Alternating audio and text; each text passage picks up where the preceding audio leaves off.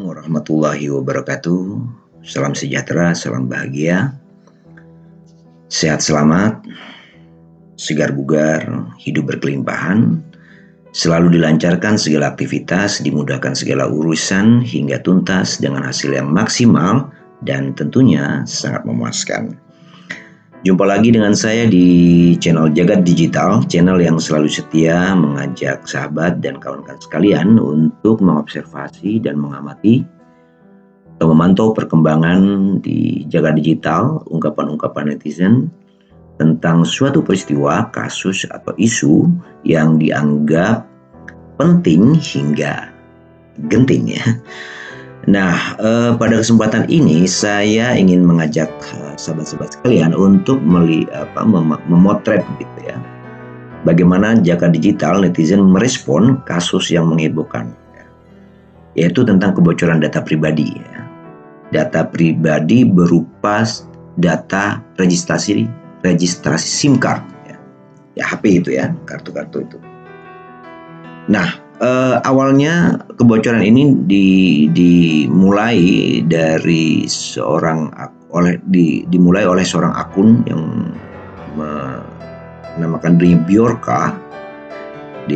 Akun ini mengklaim memiliki sudah mampu meretas dan memiliki data SIM card warga Indonesia ya, yaitu sejumlah yang sangat fantastis ya. Sangat fantastis, yaitu 1,3 miliar data. Bayangin itu, 1,3 miliar data kawan-kawan sekalian. Ini jumlah yang sangat fantastis ya. Dan untuk membuktikan bahwa dia memiliki data sebesar itu, akun ini, Bjorka ini melepaskan 2 juta data sebagai sampel. Dan ternyata benar. Nah, pertanyaan ini mengundang reaksi publik ya, dan mempertanyakan dari mana Bjorka ini, akun hacker ini, menjebol, sumbernya di mana menjebol data ini gitu lah. Dan sejauh yang saya baca dari media, ternyata ada 3 instansi atau pihak yang memiliki akses pada SIM card ini sebetulnya, ya, nomor HP kita ya, registrasinya yaitu Kemenkominfo, lalu kemudian Dukcapil, dan tentu saja providernya masing-masing. Nah, cuman kemudian Kominfo membantah bahwa kemudian itu bukan dari data yang bocor, bukan dari pihak. Nah, kita lihat saja langsung kawan-kawan ke mesin agregator. Mesin agregator. Ini mesinnya sebagaimana biasanya ya. Nah, kemudian saya ambil data 7 hari terakhir. Nah, ini saya masukkan data bocor kata kuncinya. Dan hasilnya itu adalah 29.000 expose ya. Result ya. Itu dari berbagai media ya, dari media online, forum, terus kemudian Twitter, TikTok, YouTube dan sebagainya. Dari 29.000 expose ini diperoleh engagement sebesar 103.000 ya, sekian ya, lebih ya. Nah, sentimennya sudah kita bisa perkirakan kawan-kawan, ada 63% negatif tone, dengan negatif berbanding 5,1. Ya. Kebocoran ini pasti adalah peristiwa negatif, peristiwa yang tidak semua orang mengharapkan ini ya, karena ini serius, karena menyangkut data pribadi bocor berada di tangan pihak ketiga yang tidak bertanggung jawab ya. Dan ini dampaknya bisa macam-macam kawan-kawan, karena ini data pribadi, data yang seharusnya hanya lingkaran terbatas, sangat-sangat terbatas ya. Begitu kan kawan ya, karena itu ada data NIK, nomor induk, alamat kita, terus kemudian lengkap lah. Kemudian ada juga Kominfo sering menyaratkan registrasi ulang selain NIK juga nomor KK ya. Dan itu pesan itu dikirimkan melalui SMS dengan mengatakan kalau sampai pada batas waktu tertentu tidak mendaftar ulang dan masukkan sebagaimana prasyaratnya akan terblokir dengan sendirinya. Dan itu tidak mungkin dong kita mengabaikan itu, karena itu syarat administratif dan mutlak gitu loh. Dan itu tadi lagi-lagi Kominfo membantahnya, tapi kita lihat coba kawan-kawan ya, bahwa sebetulnya peristiwa kebocoran data ini bukan suatu yang pertama kali dialami di Indonesia ya. Kita cari, saya baca di sini dari Bisnis Indonesia, kita lihat misalnya kawan-kawan, ini serangan cyber ya, serangan cyber ternyata memang mengalami peningkatan dari tahun ke tahun ya. Kita lihat di sini, coba bayangin ya, karena kan bocornya data itu, kebocoran data pasti melalui serangan-serangan cyber tertentu. Nanti kita lihat macam-macam seperti apa. Coba bayangkan, coba ini ya, hingga 4 tahun terakhir dari mulai 2018 hingga 2021 ya, belum nanti ditambah 2022, ini pasti meningkat lagi. Ini ada kecenderungan meningkat dari tahun ke tahun, coba. Dan lonjakannya sangat besar sekali. Pada tahun 2021 itu 1,4 miliar data yang bocor, mendapatkan serangan cyber ya, bukan data yang bocor, maaf. Kita nanti kasus-kasusnya lihat. 1,4 miliar ya, perkembangan jumlah serangan cyber di Indonesia. Dan ini kalau dilihat ternyata ini seturut dengan semakin meningkatnya juga penggunaan internet ya, populasi penduduk Indonesia ya semakin meningkat juga. Jadi sebetulnya kebocoran cyber itu, serangan cyber juga seturut dengan meningkatnya populasi yang menggunakan pengguna internet ya. Jadi sebetulnya semakin kita bersentuhan dengan internet ya, kita sebetulnya semakin berisiko ya bocor data kita ya. Nah, ini contoh bahwa kondisi jagat digital atau siber kita itu sangat rentan, kawan-kawan.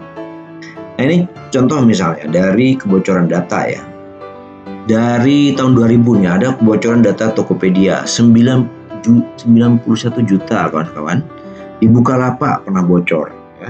Jadi kalau yang punya mendaftar akun Bukalapak dan Tokopedia dengan nomor SIM kita, SIM card kita atau HP kita, ya udah selesai itu. Berarti kita sempat, data kita sudah bocor ya pada saat itu ya. Tinggal kita ini. Terus Bineka.com, daftar DPT juga seperti 2014. Red Doors ya, ada Kredit Plus. Kredit Plus saya nggak tahu nih. Sekitar 890.000 ya data nasabah milik perusahaan teknologi finansial ini. Lalu Red Doors juga seperti itu ya. Di Mei juga data BPJS ini sudah 279 juta data ya. Ini nggak main-main, kawan-kawan. Jadi itu ya, ini kalau kita lihat, ini contoh-contoh serangannya dari berupa malware, terus phishing. Nah, phishing ini yang berbahaya, kawan-kawan. Biasanya dia mengirimkan semacam website semua ya, fake ya. Seolah misalnya ada Anda menggunakan semacam m-banking gitu ya, atau ya kan. Nah, itu atau apa ya istilahnya, banking online, lupa saya ya, bisa seperti itulah. Tiba-tiba Anda masukkan kode yang sebetulnya itu bukan website officialnya gitu, bukan yang sebenarnya. Nah, ini kan berarti kita sudah masukkan password dan sebagainya ya. Itu kan sangat fatal sekali. Kemudian ada web defacement, link checking ya, kita mengklik itu jaringan. Ya, ada juga weak password, karena jadi kebocoran itu karena memang password yang lemah dan sebagainya. Ini masih banyak macam-macam. Dan sebaran kontennya macam-macam ya. Ada penipuan daring, akses ilegal, manipulasi data dan sebagainya. Dan kawan sekalian, kebocoran ini juga tidak menimpa di Indonesia saja. Karena terdata dia ada kasus pencurian data di dunia. Bahkan Adobe ya, terus kemudian eBay ya. eBay ini semacam marketplace ya. Ada Canva, aplikasi yang untuk desain gambar. Ada bahkan Facebook, kawan-kawan sekalian. 533 juta akun. Yahoo 3 miliar akun ya. Equifax, terus kemudian ya ini macam-macam. Jadi memang jaga digital itu adalah sebuah ruang yang sangat berisiko ketika kita data pribadi kita bocor gitu ya, diretas. Nah ini serangan-serangan cyber. Terus kemudian juga, nah ini ada juga kawan-kawan, ini kasus-kasusnya ya, kita lihat ya kasus-kasusnya ya, ada juga betapa kita rentan. Ini bahkan situs pemerintah Indonesia yang mengalami kebocoran data, bayangin ya. Ada prakerja.go.id, ada Kemendikbud, DJP online pajak. Bayangin ya, orang bisa melihat itu ya. Terus kemudian daftar scan pajak.go.id, ya, Kemendikbud terutama. Ini berarti kan lemah sebetulnya ya, security-nya ya. Dan itu bisa betul dicek ya, cek website ya. Ada di situ ukurannya soal ada minimal minimal security risk gitu kan, ada sampai medium security risk, bahkan high security risk hingga critical security risk. Itu ada tingkatan-tingkatannya. Kita bisa cek itu apakah website kita itu aman atau tidak ya. Bisa ada open source-nya itu. Nah ini kawan-kawan. Nah ada juga Kompas juga selain ini, coba dilihat ya. Nah ini Kompas juga soal kebocoran ya, e-hack ya. E-hack itu kan, nah ini yang parah lagi ya. Kita diwajibkan untuk Kemenkes untuk mengisi e-hack ya, Peduli Lindungi dan sebagainya. Ternyata bocor. Kan ini bagaimana ya? Itu sebuah keharusan, tapi kita tidak merasa aman ya, tidak terjamin keamanan kita. Lalu data BPJS tadi sudah lihat, data nasabah BRI Life juga seperti itu kan kawan. Ya. Di sini kebocoran DPT Pemilu tadi sudah, dan pengguna Tokopedia tadi sudah juga. Terakhir ini kebocoran 1 miliar data nomor ponsel Indonesia. Bisa bayangin kawan-kawan, kita itu di sini biasanya tersimpan juga itu data-data password ya, banking dan sebagainya. Itu kan sangat mengerikan. Kita dijaga digital seolah-olah itu berada hidup dalam rumah kaca ya. Kita semua orang ya, kita bukan seperti rumah kaca. Bayangkan misalnya kita itu sedang di ruang interogasi ya, kita dipantau oleh pihak ketiga dan kita tidak tahu sedang dipantau gitu kan. Ini kan sangat mengerikan. Jadi nah, dari banyaknya sejarah data, kalau dari sini misalnya tadi yang disampaikan di Bisnis Indonesia tadi, ini kan sudah jelas ya, bahwa ini kan data yang diperoleh datanya dari serangan-serangan cyber ya, dari Badan Siber dan Sandi Negara (BSSN). Nah, kebocoran demi kebocoran yang terjadi dari tahun ke tahun menunjukkan bahwa pertahanan digital kita itu sangat rapuh kan. Ini menurut saya mengerikan ya, ketika pertahanan itu justru serangan-serangan cyber itu menyerang instansi atau sektor-sektor strategis seperti finansial, perbankan ya. Tadi sempat ada juga BRI Life misalnya, pajak. Terus kemudian bayangkan kalau itu menyerang infrastruktur pertahanan dan keamanan kita, itu kan mengerikan sekali. Bahkan terakhir itu ada ini kawan-kawan, ini nggak tahu nih soal kebocoran, bukan kebocoran ya, soal data BIN kalau nggak salah, saya nggak tahu itu juga agak mengerikan juga itu kan kawan ya, kalau sampai data jadi ada, lupa saya namanya, Anda bisa cek juga kawan-kawannya, itu ada semacam hacker baru yang mengklaim itu memiliki nama-nama agen dari Badan Intelijen Negara ya. Itu kan mengerikan, itu berarti membocorkan, meskipun juru bicara BIN, Badan Intelijen Negara, itu mengatakan itu hoax ya, karena ternyata bukan sebagaimana nama-nama yang konon ya, daftar namanya melalui nama-nama samaran. Nah oke lah, tapi yang jelas itu dari penjelas daftar-daftar grafik itu, bahwa kita memang pertahanan digital kita itu sangat rapuh kawan-kawan. Dan itu bayangkan ke depan itu mungkin bukan lagi perang dengan senjata yang mematikan ya, seperti nuklir dan sebagainya, tapi perang-perang cyber ini ya. Bayangkan itu sektor pertahanan itu kan melumpuhkan misalnya. Dengan serangan hacker seperti itu dan kebocoran data misalnya, semua warga negara di populasi kita tidak aman, tidak terlindungi, kan bisa berbahaya ya. Bisa banyak kepentingan kalau dijual kepada orang-orang yang misal pajak misalnya atau keuangan, itu kan bisa diperjualbelikan untuk dan tujuan, dan data-data itu untuk tujuan-tujuan yang kejahatan yang serius, misalnya pemerasan, penipuan dan sebagainya. Baik kawan-kawan, ini ya, kita lihat misalnya, lalu kita lihat siapa saja sih yang bicara ya, sebagaimana biasanya siapa aja sih yang bicara soal kebocoran data ini. Ya emang 50 dah. Artinya apa? Ini kan kalau dilihat dari gender ya, jenis kelaminnya misalnya 58 berbanding 41. Ini artinya meskipun masih netizen laki-laki yang lebih banyak, tapi ini biasanya yang perempuan juga besar gitu. Jadi artinya baik laki-laki dan perempuan mempunyai concern, kekhawatiran yang sama dengan kebocoran data ini gitu lah kan.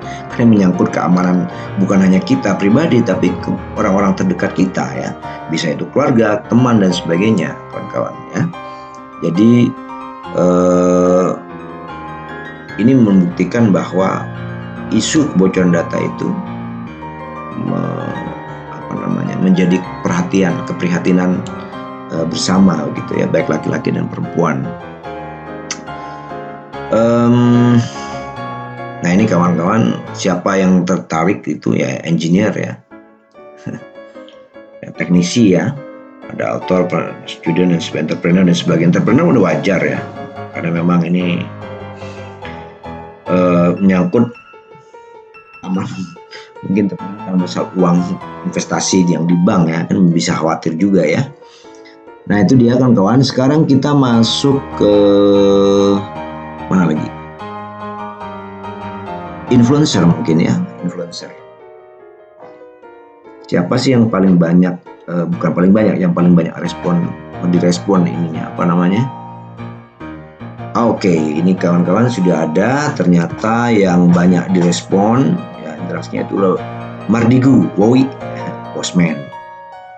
Nah ini engagement cukup besar, 14.000 ya. Lalu kemudian BTXT ini juga, ini kita lihat, cek saja postnya apa bunyinya kawan-kawan. Yang ngatur harga BBM dia, yang ngatur subsidi BBM dia, yang bilang subsidi salah sasaran dia juga, yang nentuin sasaran subsidi dia juga. Sekarang naikin BBM karena nggak kuat subsidi dia juga. Lalu data rakyat bocor, jangan-jangan dia juga. Oke. Ya ini dugaannya. Ini semacam agak usil ya. Nah, kita nggak pernah tahu kan kawan, karena memang semua menolak gitu kan. Kominfo ini menolak, mengatakan itu bukan dari dia ya. Jadi semacam ada kekesalan lah. Postman Mardigu ini seorang influencer yang cukup besar ya, followernya 11.000 kawan-kawan, dan di retweet 4.000 kali ya, ini cukup engagement besar dan mendapatkan respon banyak. Ada BXT, ini BTXT. Nah kita coba ini akunnya. Wah ini besar ya. BBM naik, warga disuruh ngirit minyak goreng, warga disuruh ngerebus data bocor. Warga disuruh lebih berhati-hati ngasih data rumus bikin solusinya. Asumsikan warga itu tol. Sama juga, dan akunnya cukup, ini Twitternya cukup followernya cukup banyak ya, 92.000 followers. Ini dengan di retweet 3.000 kali. Oke, itu ada juga Lukman Siman Junta. Bentar. Nah, dia nih, cabai mahal tenang. Ini kita cek dulu ininya lah ya. Cabai mahal, tanam cabai masing-masing, daging mahal, ternak ayam masing-masing, telur telur naik, usaha telur masing-masing data bocor, jaga NIK masing-masing, apa sudah waktunya bikin negara masing. Lucu juga, kocak. Ini Hipohan Lukman Simanjunta, aku Twitternya ini banyak followernya, jadi sekitar 1.200 ya. Ini salah satu influencer yang cukup banyak direspon oleh publik, engagement cukup besar, yaitu Ali Syarif, Kompas TV, TV News, Sam Ardi, Bang Edwin. Oke. Kita lanjut saja kawan-kawan, langsung ke top theme ya. Tagar-tagarnya macam apa aja sih?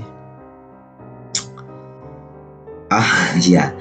Jadi kawan-kawan sekalian, memang kalau dilihat dari tagarnya ini paling banyak tuntut Kominfo. Berarti memang selama ini netizen atau publik jaga digital menuntut Kominfo sebagai instansi atau pihak yang bertanggung jawab ya.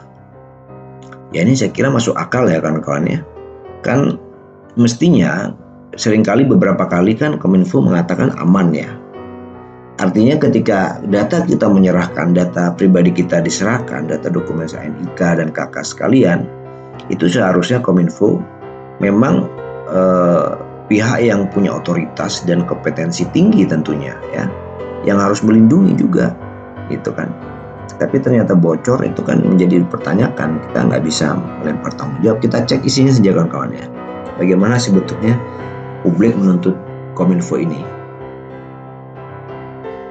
Oke, 1, dari Mas Maulana ya, Maulana 1,3 miliar data pemilik SIM card diduga bocor, Kominfo hingga operator seluler kompak bantah kebobolan. Aduh, ini kan gimana ya, ini agak ironis sebetulnya. Bagaimana, terus lah dari mana kan pertanyaannya sebetulnya kebocoran, dan mestinya kan bisa dilacak ya dengan digital forensik ya, dengan tanpa membantah ya, ini kan agak repot juga kemudian. Langsung bantah tanpa diteliti kemudian kan agak ya. Seharusnya diselidiki dulu kebocoran itu di mana ya. Siapa kan. Nah ini dia akunnya dari Tia Dinaku. Selamat datang di Indonesia, 1, miliar data kartu SIM diduga bocor, siapa yang salah? Kalau dengan tagar tuntut Kominfo. Ya, artinya Kominfo juga mestinya bekerjasama dengan Badan Siber ya, BSSN harus melacak secara forensik tuh bocornya di mana dan siapa sebetulnya Biorka itu sendiri kan bisa mestinya ya. Dengan infrastruktur dan pendanaan negara yang luar biasa, saya kira bisa, gitu kan. Nah kawan-kawan sekalian, ini tuntut Kominfo ini banyak ya juga ya. Jadi intinya memang publik sedang menuntut Kominfo ini macam-macam ya. Apakah dituntut dalam pengertian di kasus ini melakukan pelacakan digital ya, forensik gitu kan. Nah ini data ini benar saya kira kopi hitam Bang Said ini ya, kita sebetulnya merupakan kegagalan ya, karena lemahnya pertahanan digital kita dari serangan-serangan siber itu menjadi seperti ini ya. Ingat, pertahanan bukan keamanan. Kita kalau pertahanan kokoh, kita merasa aman dong ya, kan begitu ya, mestinya begitu. Tapi karena jelas-jelas rapuh ya, negara pun tak mampu jamin keamanan data, hak privasi warga negara terancam, tuntut Kominfo. Ini saya kira benar ya, harus ada yang bertanggung jawab dong ya, nggak bisa saling lempar begitu kan. Nah itu tadi, Kominfo menyimpan datanya, provider menyimpan datanya, Dukcapil juga menyimpan datanya. Artinya provider pun juga nggak bisa berpangku tangan. Semua pihak ini harus berkolaborasi, bersinergi untuk mencari di mana letak kebocoran itu ya. Sekaligus apakah memang Biorka betul menyimpan data kebocoran 1,3 miliar itu ya kan, kerjasama dengan BSSN bisa misalnya gitu ya. Jadi nggak bisa melepas tangan begitu saja, karena itu menyangkut data pribadi ya. Kita kan seperti merasa ditelanjangi begitu ya. Jadi kita telanjang, kita tidak tahu telanjang, tapi orang tahu bahwa kita ditelanjangi gitu kan dan itu bisa dipakai untuk hal-hal yang menyerang ya dan sebagainya. Nah ini bagaimana kompak ya, saling bantah kebobolan terus siapa gitu kan. Masa ini kita yang nggak tahu apa-apa ya. Jadi ini ironis kawan-kawan, saya kira seharusnya Kominfo bagaimanapun harus, menurut saya, tetap menjadi pihak yang bertanggung jawab, termasuk provider ya. Kita kan bayar provider itu, tiba-tiba keamanan jebol itu kan nggak lucu gitu ya. Aduh, ya wajar kadang-kadang kawan ini ini juga setelah kemarin data Kemenkumham bocor nih ya, tadi sudah disebutkan memang banyak kebocoran yang berkelanjutan ya. Nah ini tadi saya bilang memang betul. Ini pengunggahnya Ileng Maze, terus kemudian bahwa data registrasi SIM prabayar diduga bocor, Kominfo, Dukcapil, dan operator kompak mengelak. Ini tadi yang sudah disebutkan. Nah, terus kalau semua mengelak itu dari mana gitu loh kan? Nggak mungkin. Nggak mungkin dari RT kita kan, ya kan? Kelurahan kan, kompak dituntut. Nah itu saya kira ini harus diseriusi kawan-kawan, karena ya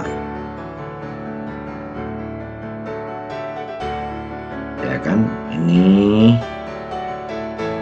Nah ini data KTP tadi sempat bilang maaf jadi balik lagi isinya tadi, kekhawatiran kawan-kawan ini soal ini tadi ini ada, pasti ada penanggung jawabnya. Iya benar ya, saya kira iya. Penanggung jawab bukan berarti ada dalangnya itu siapa gitu kan. Penanggung jawab jelas orang-orang yang menyimpan itu kan, pihak-pihak yang menyimpan ya. Tadi Dukcapil, ada Kominfo, ada provider. Terutama provider saya kira nggak bisa ya providernya harus dimintai keterangan juga saya kira, karena tentu dengan dimintai keterangan juga diinvestigasi begitu ya. Dari mana sebetulnya aliran data itu, bocornya dari mana ya. Nah ini coba bayangin kawan-kawan, ada nah dia tadi ini dia. Nah ini ada ya kan, data KTP KK ya KK juga ada password, tadi yang saya bilang ada password ya, masuk ke medsos semua. Itu kan bisa, misalnya kita ada password medsos kita dibuat untuk penipuan, dihack gitu kan, dia punya password, kan mengerikan ya. Yang kita tidak tahu menahu kan, tiba-tiba dipakai untuk alat politik, ujaran kebencian, sementara kita tidak tahu ya. Itu kan ini berbahaya sekali kawan-kawan. Kita bisa menduga atau menuduh orang-orang yang salah begitu kira-kira kawan-kawan. Selain untuk Kominfo, ini juga ada soal keamanan data cyber ya, terus kemudian keamanan data pelanggan persis ya. Di e-commerce tadi sempat ada Tokopedia sempat bocor, breach gitu, terus kemudian ada Bukalapak ya. Itu semua orang sekarang kan berbelanja online ya. Saya kira berarti banyak orang yang data kita yang bocor itu. Oh my god. Lalu kemudian pengamatan keamanan cyber kira-kira begitu ya. Jernihkan harapan, kebocoran data, oke, festival. Okay. Apalagi yang kira-kira kumparan teknologi Tempo Bisnis, coba cek ya. Apa aja nih?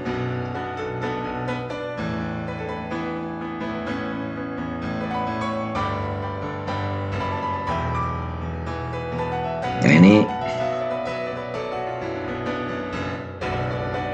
jadi data SIM card bocor, Joni Plate sebut masyarakat harus jaga NIK masing-masing lah. Ini aduh aja. Ini kan kalau tanpa syarat-syarat soal register itu kan nggak mungkin lah kita ngasih ya. dikembalikan ke kita lagi gitu kan, padahal datanya sudah ada disimpan ke Kominfo gitu kan. Ini agak sedikit apa ya, kesalahan bukan di kita tapi kita yang jadi pihak yang dibebani itu kan. Oke, that's Indonesia. Enggak lah, Indonesia masih baik ya kan. Ya ada pihak-pihak yang kurang bertanggung jawab, tiba-tiba maunya cuci tangan, itu yang agak berat kawan-kawan. Baik, ini ada juga ketahanan informasi, persis ya. Saya kira ketahanan informasi ini tadi soal pertahanan dan ketahanan kita sangat rapuh kan kawan, karena sangat besar banyak kasus kebocoran ini sering ya, boleh dikatakan sering ya, untuk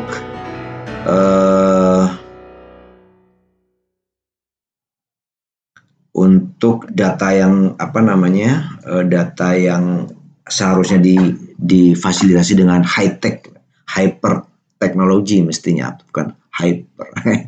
Seharusnya bukan hanya high tapi sudah super high ya. Seharusnya begitu kan, untuk data-data yang digital seperti itu kan. Nah ini lagi-lagi kita harus ini kawan-kawan lebih berhati-hati, meskipun ini sangat dilematis ya. Kita maunya kita sendiri berusaha untuk meng-keep atau menyimpan data itu rapat, tapi pihak yang punya otoritas malah tidak bisa melindungi. Ini kan semacam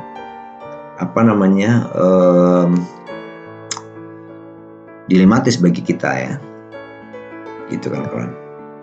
Nah oleh karena itu memang di satu sisi memang sebetulnya media sosial itu kadang-kadang memang secara tidak sadar netizen juga soal pribadinya juga diekspos ya. Kadang-kadang soal makanan bahkan ya, terus kemudian ruang belajarnya gitu kan, rumahnya, bentuk tamannya, sampai hal pribadi, bahkan soal baju-bajunya juga diekspos di media ya. Jadi kadang-kadang banyak ya netizen yang tidak cakap. Oleh karena itu saya kira cakap digital ini ya, trending ini menjadi perlu gitu. Kita harus cakap dan aware ya. Cakapan digital kita perlu ya, bukan hanya sekedar asal unggah saja ya. Karena apa? Ini bisa yaitu tadi, kalau kita tidak cakap gitu, memelihara, membagi informasi yang tepat gitu, kita bisa jadi target bullying ya, dan doxing ya, penelanjangan soal-soal pribadi ini yang mengerikan kawan-kawan ya. Jadi di satu sisi memang instansi yang punya otoritas yang seharusnya kewajiban untuk melindungi data yang rapuh, mulai dikatakan bukan teledor ya, gagal berarti untuk melindungi data pribadi itu sendiri. Sementara di sisi lain memang perilaku netizen sangat impulsif ya, untuk membagi seluruh informasi pribadinya ya. Anaknya juga diekspos, kita tahu ini bisa dijadikan sasaran penculikan kan. Ini kita tahu banyak penculikan anak ya.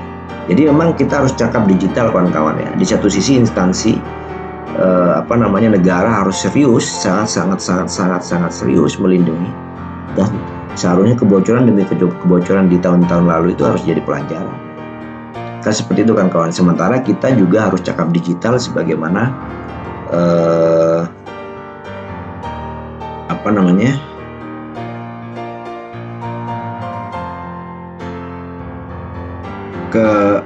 kehati-hatian lah, prudent ya, sikap prudent kita, karena memang orang medsos itu menstimulasi kita untuk selalu show off gitu ya, sampai ke hal-hal yang pribadi, show off ya.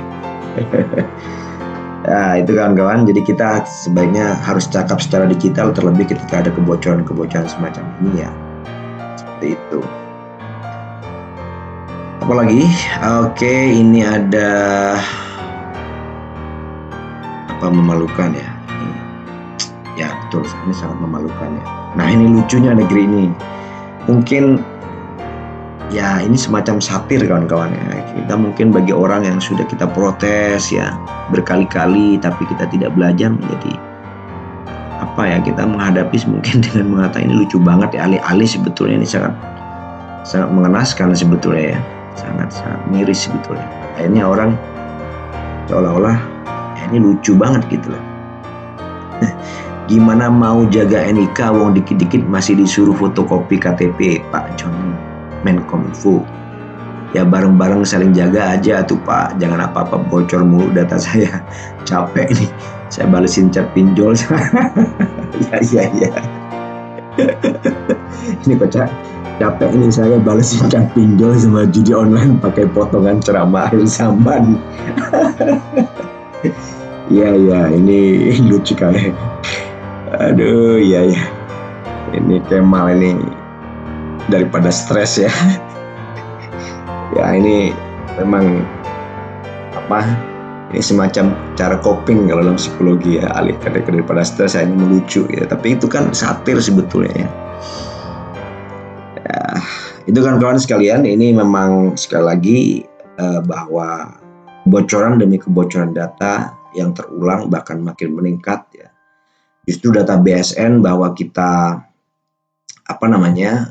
serangan cyber itu makin meningkat dari tahun ke tahun, mestinya ini menjadi warning, antisipasinya harus lebih kuat juga dong ya, bukan malah melemah gitu lah kan, seperti itu. Dari data tadi data ini penting ya, coba bayangin ya, ini kan sudah mestinya negara itu juga harus mengantisipasi dengan kuat gitu loh. Ya kalau tidak ya ini kita sudah tidak terlindungi bukan hanya datanya tapi keamanan kita, keamanan psikis, keamanan fisik itu bisa terancam kan. Jadi ini saya kira semacam obligation to protect ya. Itu negara harus melindungi, dan mudah-mudahan kebocoran ini adalah kebocoran yang terakhir kawan-kawan. Kebocoran selanjutnya tidak akan perlu terjadi ya. Kalau terjadi ya sudahlah, kemana lagi kita harus berlindung gitu ya. Baik kawan-kawan sekalian, sampai di sini dulu ya soal kebocoran data. Mudah-mudahan negara makin serius, makin berkomitmen ya, dan kita sendiri makin cakap digital ya, supaya kita sama-sama melindungi diri kita. Itu sudah kewajiban kita masing-masing, tapi negara tidak lantas melemparkan. Ketika negara meminta kita terbuka tentang data pribadi kita, seharusnya itu sudah kewajiban negara ya. Nah, kawan-kawan, sampai di sini dulu. Mudah-mudahan ini bermanfaat, dan terima kasih kepada mereka yang selama ini selalu setia menyimak video-video unggahan, dan mohon sarannya kalau memang ada yang harus diperbaiki. Dan sekali lagi terima kasih. Sampai jumpa di video selanjutnya. Wassalamualaikum warahmatullahi wabarakatuh.